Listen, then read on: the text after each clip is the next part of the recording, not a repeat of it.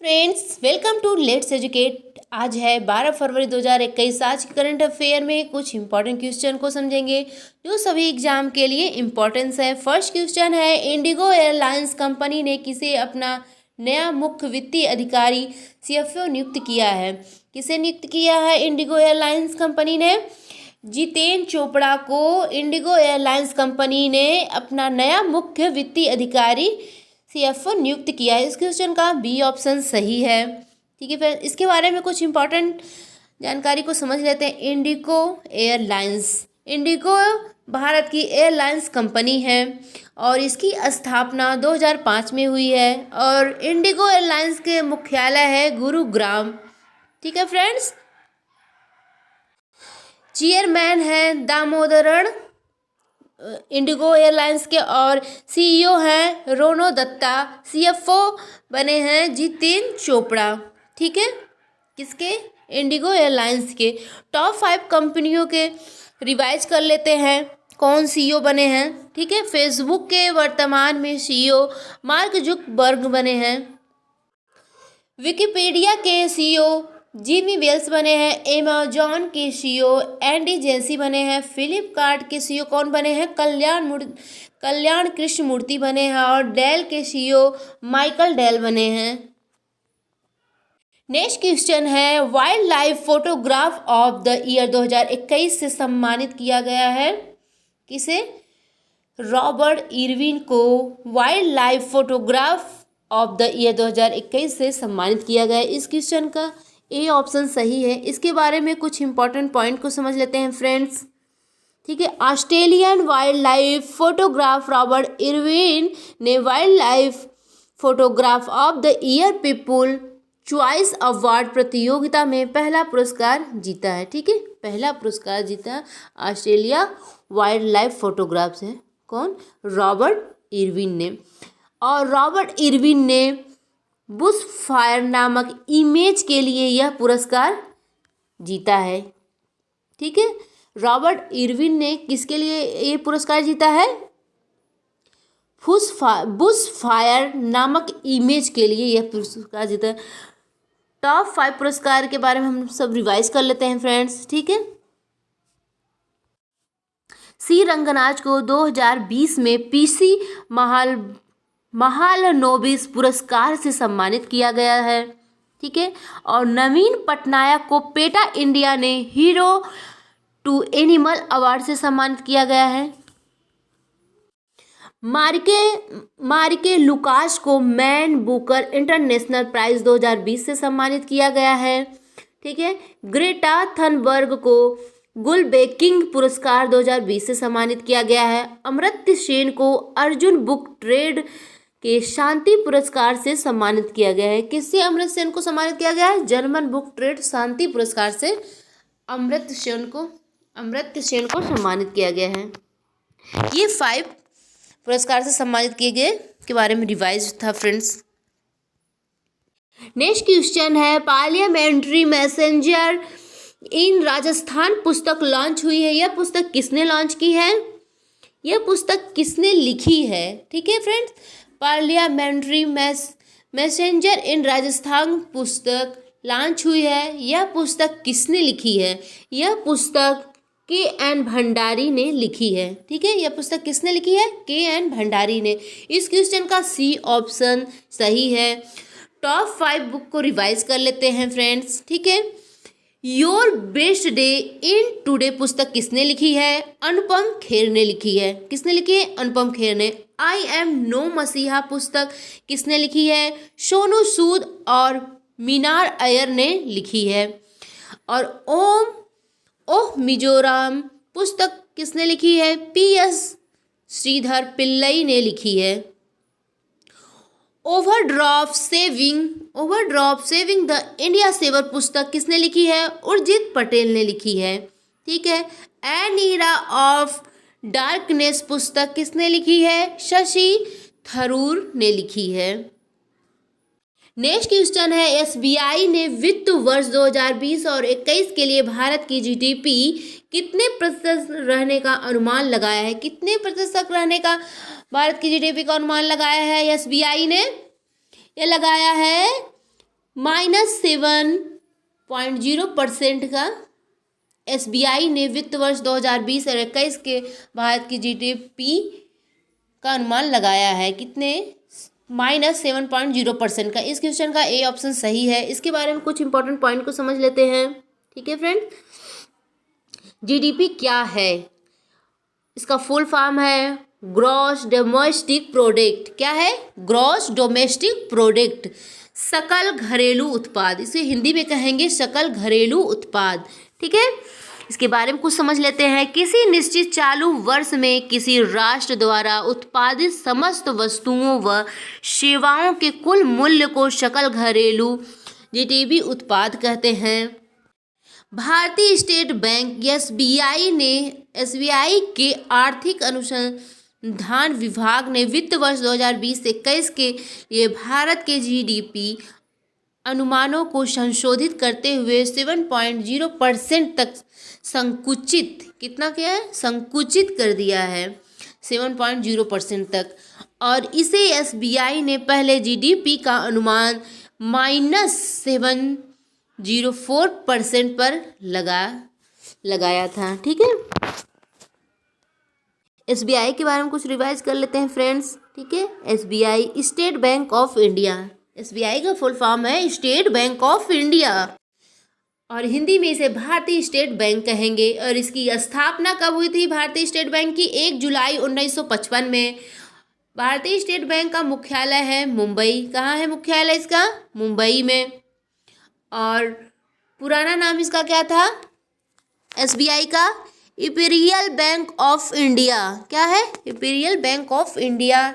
Tag line इसकी है the banker to every India. क्या है tag line Bharatiya state bank की? The banker to every India. अध्यक्ष हैं दिनेश कुमार खारा। कौन अध्यक्ष है? दिनेश कुमार खारा। एमडी हैं अश्विन भाटिया। एसबीआई के एमडी हैं अश्विन भाटिया। नेक्स्ट क्वेश्चन है विज्ञान में महिलाओं व बालिकाओं के लिए अंतर्राष्ट्रीय दिवस international day of women and girl in science कब मनाया गया है? यह मनाया गया है 11 फरवरी को। 11 फरवरी को विज्ञान में महिलाओं व बालिकाओं के लिए अंतर्राष्ट्रीय दिवस मनाया गया है। कब? 11 फरवरी को। ठीक है, international day of women and girl in science day 11 फरवरी को मनाया गया। इस क्वेश्चन का डी ऑप्शन सही है। इसके बारे में कुछ इंपॉर्टेंट पॉइंट को समझ लेते हैं। प्रति वर्ष को 11 फरवरी को विज्ञान में महिलाओं व बालिकाओं के लिए अंतर्राष्ट्रीय दिवस को मनाया जाता है। 11 फरवरी को विज्ञान में महिलाओं और बालिकाओं के लिए अंतर्राष्ट्रीय दिवस मनाया जाता है। किसके किसके लिए? महिलाओं और बालिकाओं के लिए। ठीक है, और इस दिवस को संयुक्त राष्ट्र द्वारा प्रति वर्ष 2015 से मनाया जा रहा है। कब से मनाया जा रहा है ये अंतर्राष्ट्रीय विज्ञान महिला दिवस और बालिका? यह प्रतिवर्ष 2015 से मनाया जा रहा है। ठीक है, संयुक्त राष्ट्र द्वारा। इस दिवस को मनाने का उद्देश्य क्या है? इस दिवस को मनाने का उद्देश्य क्या है? विज्ञान और प्रौद्योगिकी के क्षेत्र में महिलाओं की भूमिका पर प्रकाश डालना। क्या है इसका उद्देश्य? प्रौद्योगिकी के क्षेत्र में महिलाओं की भूमिका पर प्रकाश डालना। इस दिवस को संयुक्त राष्ट्र द्वारा विश्व भर में विज्ञान व प्रौद्योगिकी के क्षेत्र में महिलाओं को बढ़ावा देने वाले संगठनों के साथ मिलकर मनाया जाता है।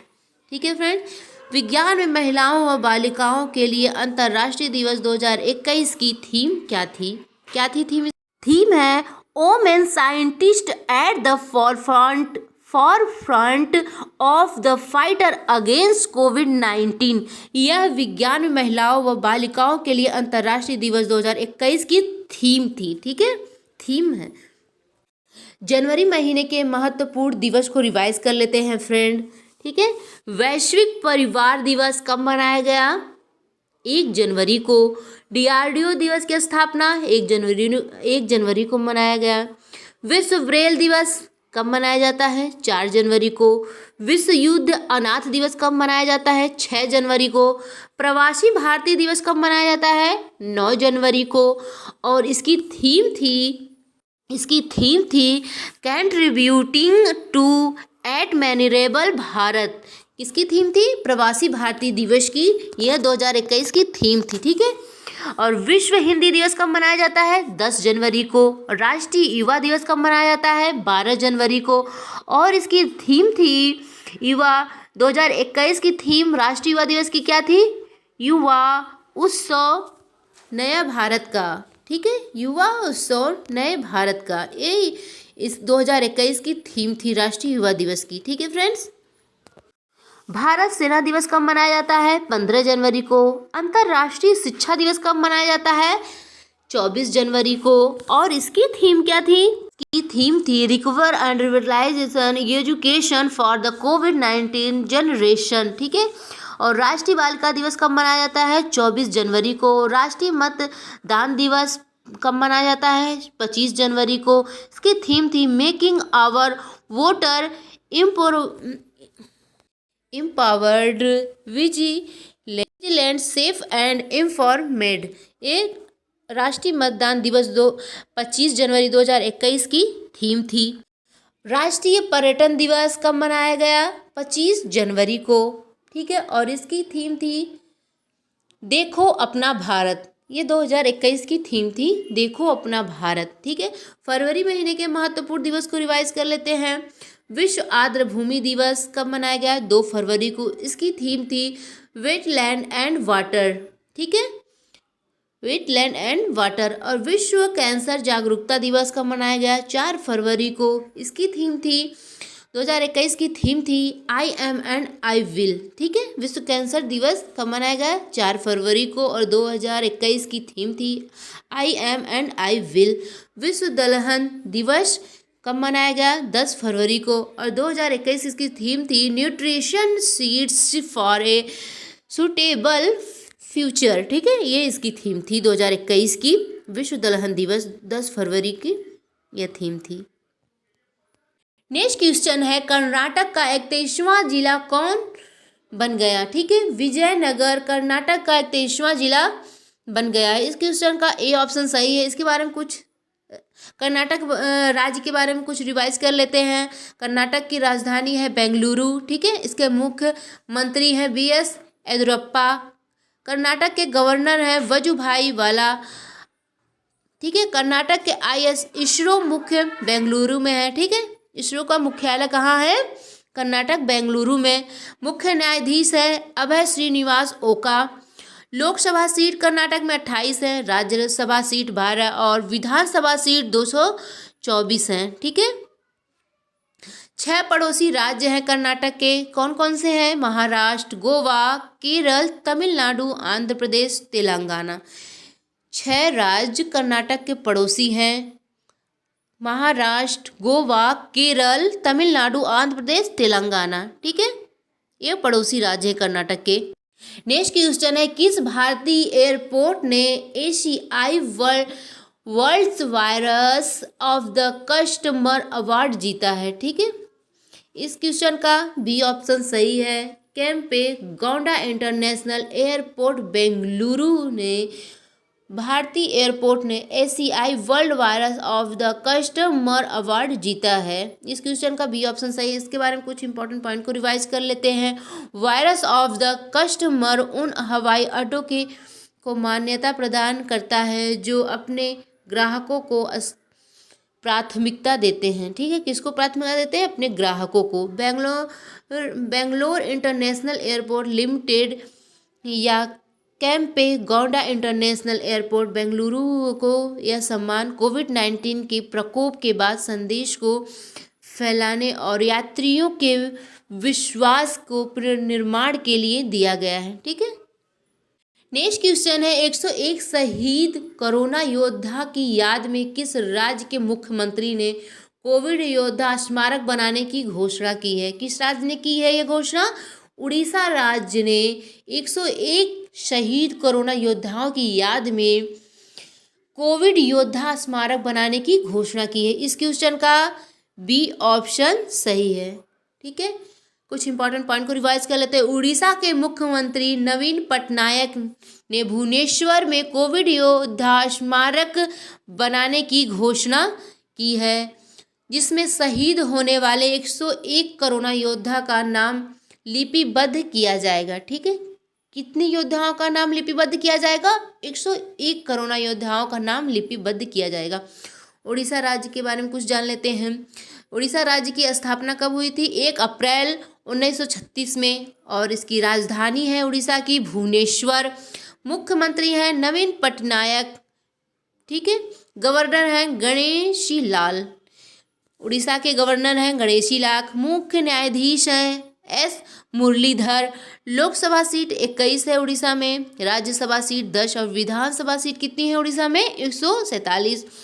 राजकीय पशु है सांभर। राजकीय पक्षी इंडियन रोलर है। राजकीय वृक्ष अशोक है उड़ीसा की। 4 पड़ोसी राज्य हैं उड़ीसा के। ठीक है, कौन कौन से देख लेते हैं? पश्चिम बंगाल, झारखंड, छत्तीसगढ़, आंध्र प्रदेश, तेलंगाना। ठीक है, ये सब राज्य उड़ीसा के पड़ोसी राज्य हैं। उड़ीसा में स्थित चिल्का झील भारत की सबसे बड़ी खारे पानी की झील है। ठीक है, और उड़ीसा में ही लंगूर झील भी है।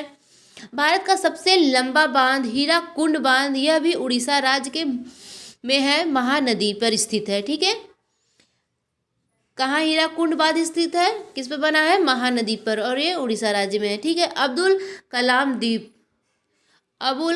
द्वीप, जो पहले इसका नाम था व्हीलर द्वीप, अब नाम बदलकर इसका रखा गया है अब्दुल कलाम द्वीप रख दिया गया है। यह उड़ीसा राज्य में है। ठीक है,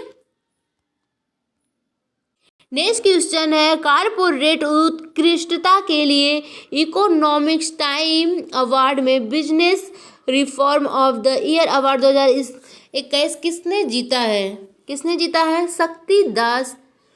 शक्तिकांत दास ने कॉरपोरेटर उत्कृष्ट के लिए इकोनॉमिक्स टाइम अवार्ड में businessman reform of the year 2021 को जीता है। ठीक है, इस क्वेश्चन का डी ऑप्शन सही है। इसके बारे में कुछ जान लेते हैं। कॉरपोरेट एक्सीलेंस के लिए इस साल के इकोनॉमिक्स टाइम्स अवार्ड में आरबीआई के गवर्नर शक्तिकांत दास ने business reform of the year का पुरस्कार जीता है। किसने जीता है? शक्तिकांत दास आरबीआई के गवर्नर हैं। नेक्स्ट क्वेश्चन है, किस देश ने संयुक्त राष्ट्र मानव अधिकार परिषद यूएनएचसीआर में पुनः शामिल होने की घोषणा की है? किस देश ने की है? अमेरिका देश ने। अमेरिका देश ने संयुक्त राष्ट्र मानव अधिकार परिषद में पुनः शामिल होने की घोषणा कर दी है। इस क्वेश्चन का डी ऑप्शन सही है।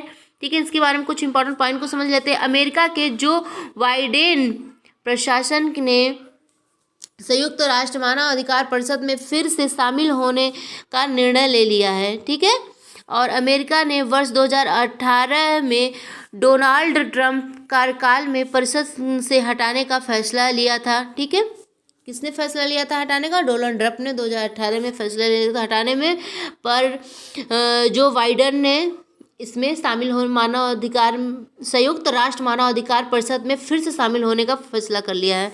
ठीक है, और डोनाल्ड ट्रंप ने इजराइल के साथ भेदभाव के कारण संयुक्त राष्ट्र मानवाधिकार परिषद से हटने की घोषणा की थी, लेकिन अब अमेरिका देश फिर से संयुक्त राष्ट्र मानवाधिकार परिषद में पुनः शामिल होगा।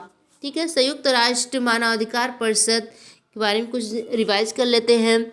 यूएनएचआरसी संयुक्त राष्ट्र प्रणाली के भीतर एक अंतर सरकारी निकाय है।